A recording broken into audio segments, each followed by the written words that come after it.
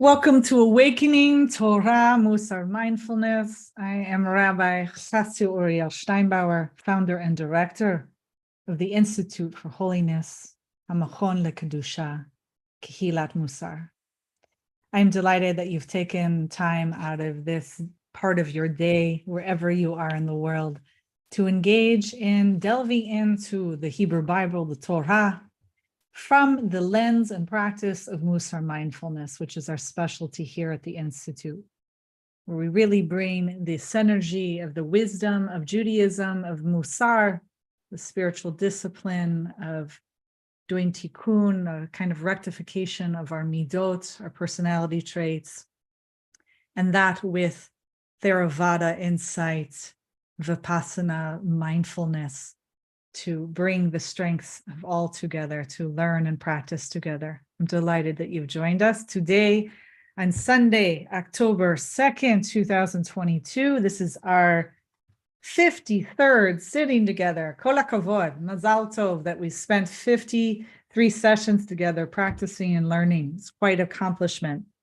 And of course, today also is the 7th of Tishrei, which means we're getting close to the Day of Atonement, to Yom Kippur. You may be feeling that in alignment with doing the tzedakah, the tefillah, the teshuvah. So tzedakah meaning justice, this righteousness, this giving of charity and acts of wonderful deeds to others, tefillah, of really pouring our hearts out to Hashem, to God and others, and of teshuvah, of repentance, of returning, of asking for forgiveness and forgiving. So where are we in the Torah portion today? What are we going to jump in together? So as you know, last Shabbat, yesterday, we jumped into Vayeilekh, right? Vayeilekh, yes, absolutely. Very short. This is the shortest parasha, the shortest Torah portion in the whole Torah. I think it's only like 30 Pesukim, 30 verses. So it's a great one if you're a bar bat mitzvah and want to learn from the Torah, right? Okay. So before we jump in, we always do our kavanot, our intention for today's practice. Let's go ahead and pull that up together. We were having some technical difficulty going into this. We're having issues live streaming everywhere for some reason. So we're able to do so on YouTube. So for those of you joining us on YouTube, welcome. Here we go. Here are our kavanot, our intentions. So we see this act, this practice together today, right now, as doing an act of radical self-care. We say this is something I am doing to strengthen my own soul in order to be of benefit to others in the future. This is why we practice. We don't practice to become better meditators, right? Better Mussar practitioners. We practice to be better people on the path of caring and service of others and of God. And so we go to the second kavanah right here, before doing acts for others, because we also see this practice right now as on behalf of others. This is something I'm doing to strengthen my relationship to others, so I can be a better conduit of God's good to others when they need me. And finally, the final thing that we see this practice together, taking refuge in community, doing this awakening, is that we are strengthening our relationship with the divine. So we say, this is something I'm doing to strengthen my relationship with the Creator, so I can be a better conduit of God's good to others when they need me. So may we merit bringing these kavanot, these intentions, to our practice today and to our lives, especially afterwards, where the real work happens, right? We have the practice and then we have the daily work. All right, Vayeilekh. Let's jump in. Let's give you a brief summary. That this is Moshe Rabbeinu, our beloved ancestor, is about to pass away, to go to our ancestors. And he tells Am Yisrael, our nation, that he is 120 years old and his life is coming to an end. And he will not be able to enter Eretz Israel, the land of Israel, with them. This is a moment of teshuvah, a moment of facing, a moment of accepting what is before oneself and the impermanence of it all, that even Moshe Rabbeinu, our greatest prophet, his life comes to an end, but not his memory, and not what we do in the name of his memory. His name be for a blessing. Moshe encourages the people. He tells them not to be afraid, that God will take care of them. God will take care of us. Yehoshua, who has been the person that's supporting Moshe Rabbeinu this whole time, who's been basically kind of an apprentice in training, he will lead Bene Israel, our ancestors, and he is given the statement, Hazak ve'matz, right? Moshe says to him, be strong and be brave. How much of us need that on a daily basis? We need that whispered into our ears. Be strong and brave. You can do this, right? You can do this teshuvah thing, not just during Rosh Hashanah, the New Year, and Yom Kippur, the Day of Atonement. How about in our Mussar Mindfulness practice, we do it all year, right? We say it's more important what happens after Yom Kippur, ad until the next Rosh Hashanah. Also in this parasha, every 7 years at the end of the Shemitah cycle, the year of release, there's that special ceremony on Sukkot called Hakhel. It is an amazing, massive public Torah reading event, at least in theory. It gets discussed if they actually read the whole thing. Supposedly they were supposed to or did. The king himself, if there is a monarch, is the one that is to read this. And some think that it was just certain books in Devarim and Deuteronomy that were read. That's up for debate. We'll never know, right? God describes what could happen when in the future Bnei Israel stop following the Torah. Well, we might kind of want to say to ourselves, have the people been following the Torah the whole time? No. We've seen some of the consequences or punishment of that in the Torah. So what's really sad and brought up is something new in this Torah portion, that God mentions the painful possibility of something called Hester Panim, God hiding God's face from us. Like someone that's not present or visible, which are two different things. Not always one is, it's God visible to us. And even those without vision, obviously, God's not visible to them in the sense of seeing, but God can be present. Right? God can be present in us, feeling around us in our lives. So in this case, when God says the punishment is going to be Hester Panim, it's like God saying, I'm going to turn away from your needs and your suffering. It's actually worse than not being present or not being visible, because just because someone's not present means that they haven't completely abandoned you, right? In the sense that maybe they're not here today for your needs or suffering, but they might be tomorrow, right? And this threat, this punishment is like twofold. It's not only that you're not going to have that visibility or presence, which has its own ramifications, right? But also a turning away. There's a turning away. That's the second. It's threefold, actually. And the third is my needs and my suffering, my unpleasantness is not going to be shared. It's not going to be seen. This is new and very difficult, right? It's one thing to be told, I'm going to punish you, and these are what you're going to receive, which obviously God's still in your life if you're actually receiving them and aware of it. This is different. This is a whole new layer. So we're going to hold on to that. And finally, God tells Moshe to write down the song of the Torah, to teach it to Bnei Israel. This is amazing. What's this song? What is this shirah, right? Obviously, it gets discussed by by Chazal, our ancestors. What is this thing? We don't know exactly. It's debated. Is it Ha'azinu that will come next week's Torah portion? Is that what we're supposed to be in our mouths, be memorized? Or is it the whole Torah? What is it? Okay. So I want to focus this week on this Hester Panim, because this is, I would say, theologically, and maybe even also in philosophy and Jewish philosophy, exactly, one of the most difficult things that is discussed and believed. This idea that there is a hiddenness to God, and even a hiddenness from our suffering and needs.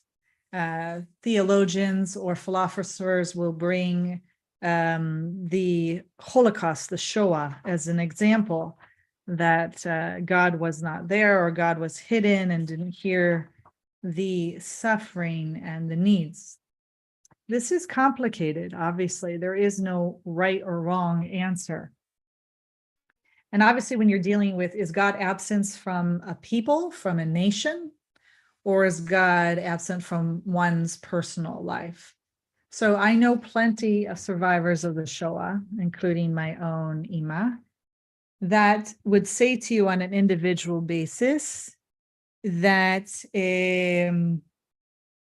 that God was with them during that trauma, that genocide, the intergenerational trauma, communal trauma, and that God is with them on a daily, like God helped them survive. And without that relationship of seeing their needs and their suffering, they wouldn't have made it. And that is a key part of their survival, and even how they continue to operate today. So we might be dealing with more of this in a national sense, right? If we're dealing with a people in our master narrative in the Torah, where we're told that God was face to face with Moshe and spoke to the people, and you could hear it, and you even saw on a pillar of fire and a pillar and a cloud, God was physically there and manifested, right? You could sense that this is the divine. And obviously, as we move into Israel, there's going to be a cut of the dependence on food that's given freely by God. Suddenly we have to make our own food. There's already a distancing, maybe, of dependence upon. And sometimes then when we're in the land, we have to make our own food. We have to fight our own wars with God's help, obviously. We have to build the temples. We have to do and live in the field, regardless of Hamelech Basadeh, if the God's in the field, if we actually see a pillar, if we actually feel and hear and see the voice, there's going to be a change in that relationship. And that change in some ways has to happen, because you can't remain dependent upon God the way that we did for 40 years in that desert, as if we were a child and everything was given and provided to us. There has to be some maturing, and with that is difficulty. With it sometimes is unpleasantness. With it is the longing and the pain of attachment and wanting things not to change, wanting things to be the way they are. And so even with our people then being kidnapped and taken out of the land of Israel, moved to other countries over the past 2,000 years, that's even a further distancing from us being in God's land and doing that work, right? So you can imagine that the things that we got used to and named as signs of God being visible and with our people shifted and changed. And if we held on to the attachment that it had to be that pillar of fire, that it had to be that cloud, that it had to be the man, that it had to be God showing up in the Holy of Holies, that it had to be something specific in that way that our ancestors had at one time or were used to, and labeled, oh, that's God, right? If we're attached to that, which some people still are today, that's why you have this call for the third temple. This is why you have a call for the return of the monarchy, the Leviim and the Kohanim, the priesthood. because that is what they associate as this is when God was not doing Hester Panim, God was close. God was near, we could see it, we could hear it, we could recognize it. There's been a shift. And if you're not tied to the attachment, if you could actually open to bitachon, to trust in God, to the possibility that there's not a hiddenness, not even from our people, because we've been held and maintained and brought even back to the land. There is a small, still silent voice in all of us. We've been given that from the beginning with Adam and Chava, beginning throughout all of, if we're getting close to ending the Torah here, think back to Bereshit and Shemot. When I told you, when someone said I had a fear of God, that meant that they had that moral compass. They knew right from wrong. That's part of the divine within. That's part of the gift. We have the divine within. We have it holding and carrying our people. It's there. It's just not the way it was. And this is one of the most difficult practices for anyone to do. This is where the Buddha and Buddhism, particularly in Theravada, Vipassana, Insight Buddhism brings in this idea. It's not even an idea. I see it as kind of built into the fabric of the world, is this impermanence, right? That everything changes, including God, including our relationship with God, including the manifestations of it that we associate with God and as God. And so if we are in this moment where we're really attached to a certain way of being and God being a certain way, and even ourselves in relationship and being able to see certain signs, right? Then we're going to be stuck. And not only stuck, we're going to cause our own harm and suffering. And then we're going to think that God's not there for it, that there is this Hester Panim, right? But really, the gift is in the practice of our Mussar mindfulness, especially in response to this parasha, right? Where we are told what will happen if we don't follow God's ways, which can feel really painful and even distancing, correct?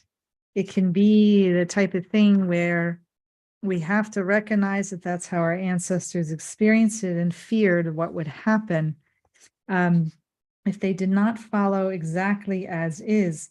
And I might even venture to say that maybe even God was attached to them being a certain way. And so when they weren't going to be that way, then there was going to be the harm and the suffering. So in some ways, we're all having to grow and shift and be able to shuv, to do teshuvah, to turn, to be able to have that adaptability to see that I'm changing and so are you, and our relationship is changing therefore. And that you're actually not hidden and gone. I know you're here for my harm and suffering. And I know you're here for my joy and love and compassion. So with that, we're going to move into our guided mindfulness meditation practice.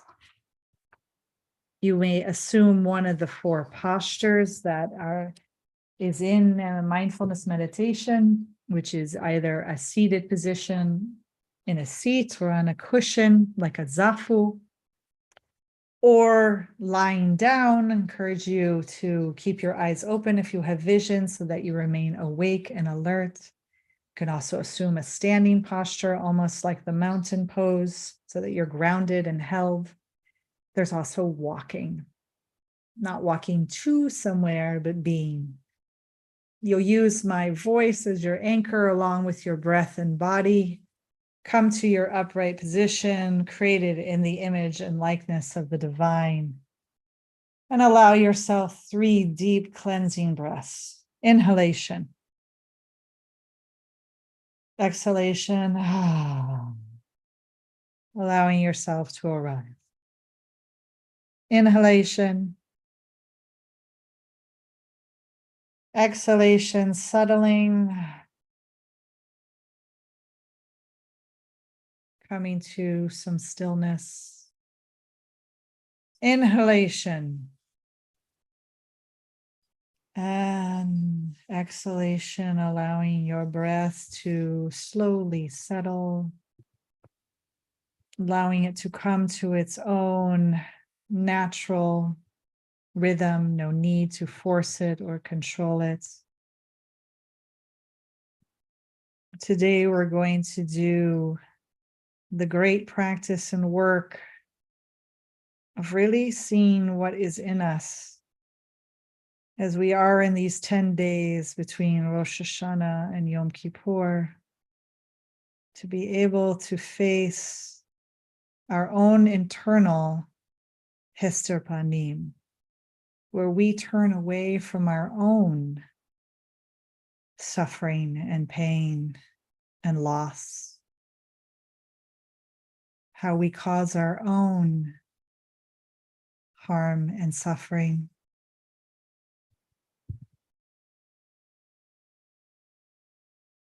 So much of our ancestors maturing and growing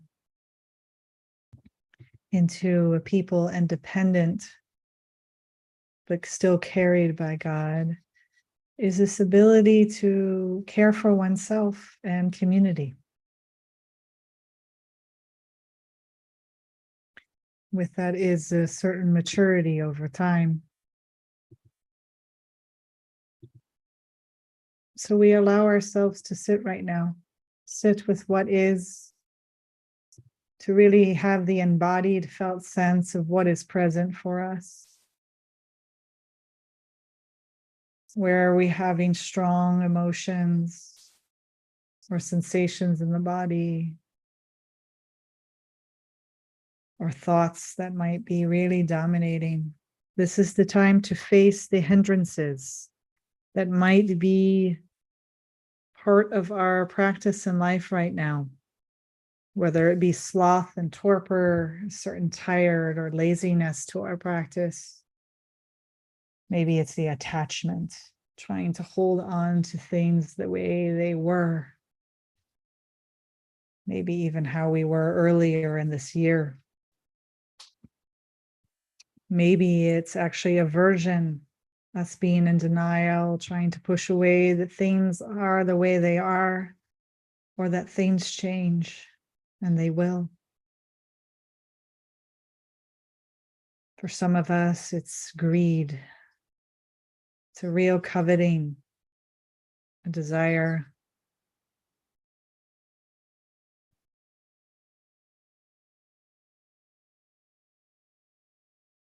And what we say in the practice of Mussar Mindfulness, the most challenging and often difficult of the hindrances is a real facing that we have lost faith, we have lost trust in the process, in God and the divine. And that's affecting us, and that's very much going to affect us with Hester Panim, with this being able to have the divine within and ourselves to turn towards ourselves, to care for ourselves with self-compassion and self-honor, to be able to face our own pain, our own suffering, and to be our best spiritual friend to ourselves, to take care of ourselves. This is the practice. This is where we are today. So recognize within your body right now,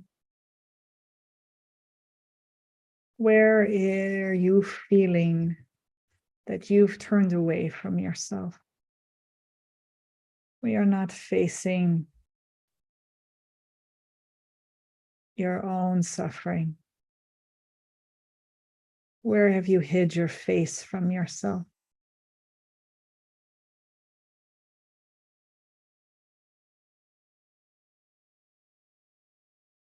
Do you feel it in your belly? Do you feel it in your chest? Do you feel it in your heels, your toes?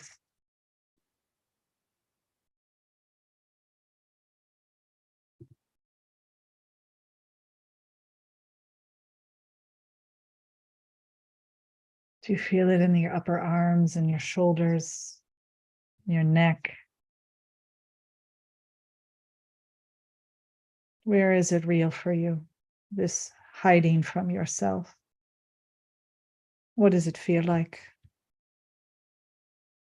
Is it hot? Is it a ball? How does it manifest? See if you can turn towards it. Can you lean in and attend? Ask yourself, can I be with this? Can I attempt to stay present and practice around this?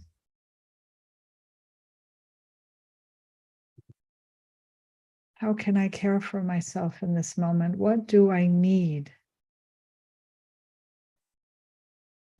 How do I take that turning away from myself? How do I take that ball wherever it might be located? How do I gently put my hands on it, hold it, soften it, invite it to come to you, to turn, to know that it can, knowing that in this practice right now, here with me, you can take refuge. Right now, you can make the choice to turn that face yourself. Face yourself with warm, loving eyes, with compassion, with love.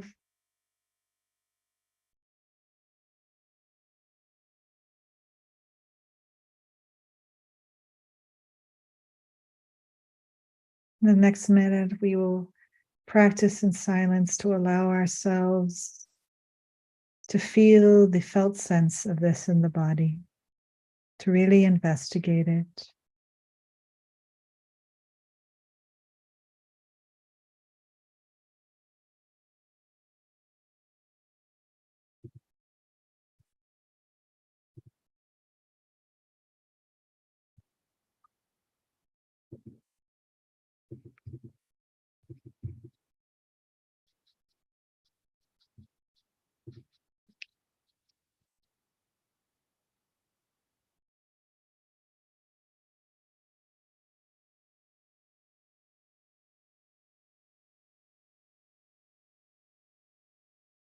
Finding this way right now in our practice to make peace with ourselves, our human imperfections. It is the ground of all healing.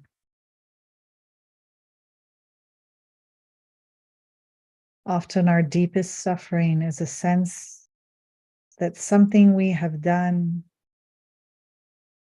is essentially and fundamentally about us, that we are fundamentally wrong and unacceptable.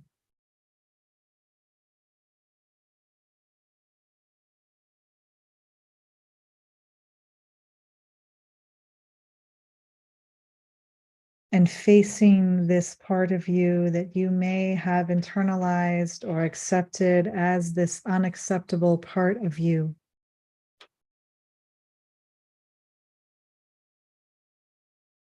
Facing it softly and with love.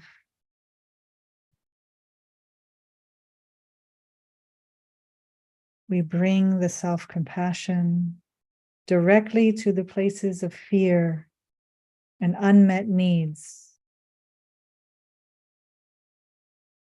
to the pain that may be there that's given rise to what has so long been unforgivable.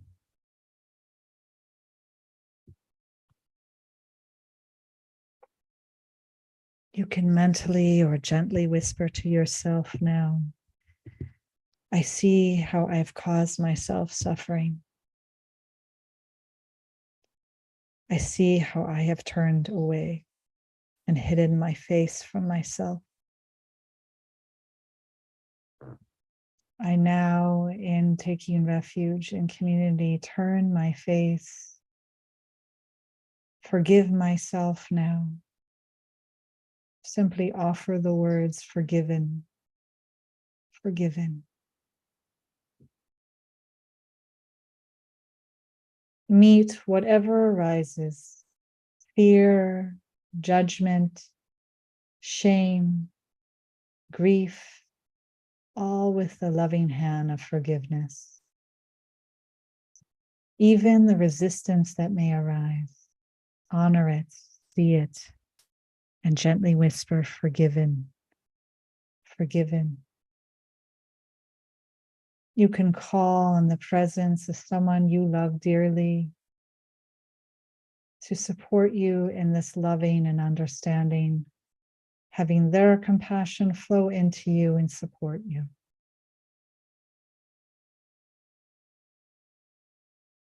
If you ever feel today, right now, or in the next week before Yom Kippur, and even after, where you cannot forgive yourself, where you have turned your face, where you have hidden from yourself again,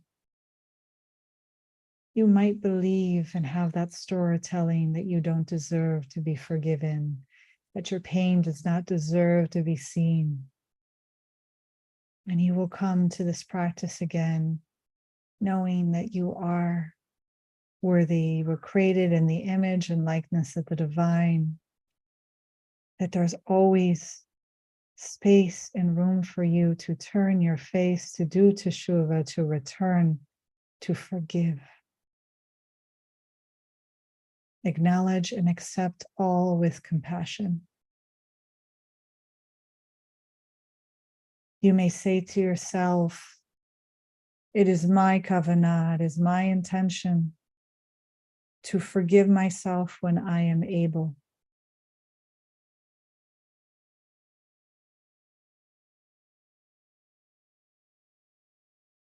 This intention that you've just laid is the practice itself. It is the seed of forgiveness, the willingness to gently open the heart, to gently turn.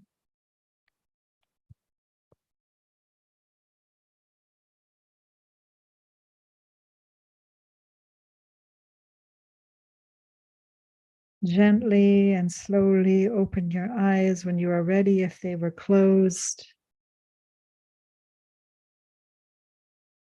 Coming back into this sacred space together, whether on Zoom or on YouTube or live streaming in our other locations.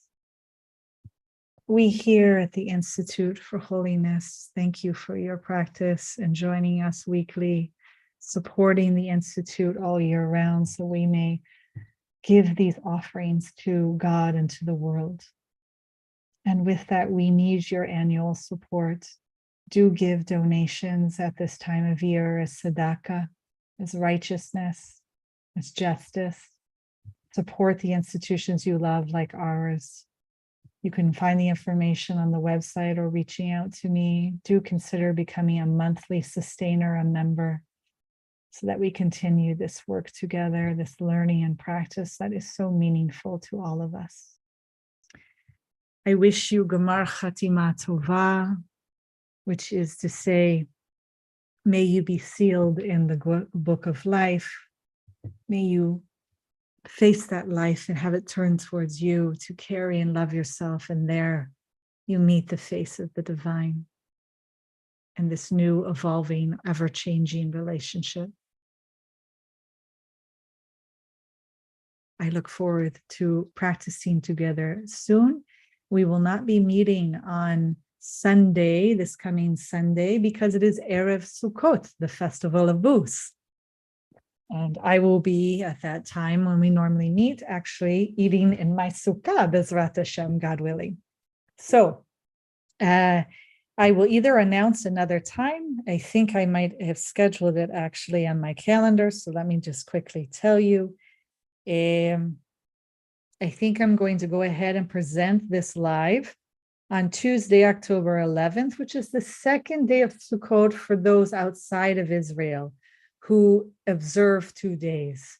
So I apologize if that does fall on you, that you won't be able to join us live in your observance. For those of you who only observe 1 day or not at all, you are welcome to join me on that day. There will be an announcement sent out. So thank you again, and I wish you all the best.